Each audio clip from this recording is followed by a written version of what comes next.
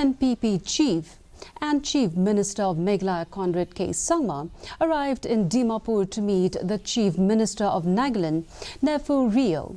This meeting is crucial ahead of the Lok Sabha election, and it is expected that the leaders would discuss on strategies of supporting the NDA in the hill state.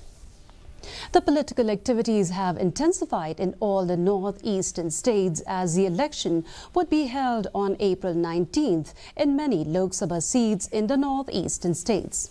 Sangma is accompanied by NPP leader and Speaker of the Meghalaya Legislative Assembly, Thomas A. Sangma.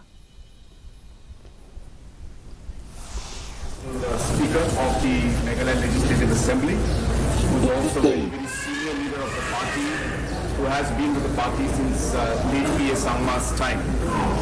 So we are all very happy to be here today to meet all of you. And as you're aware that we have come here to discuss different political issues, different party issues, and after this we'll be all going for a meeting. And post that we'll be having a discussion with the Honorable Chief Minister of Nagaland also, and a meeting with him. So I look forward to our deliberation today.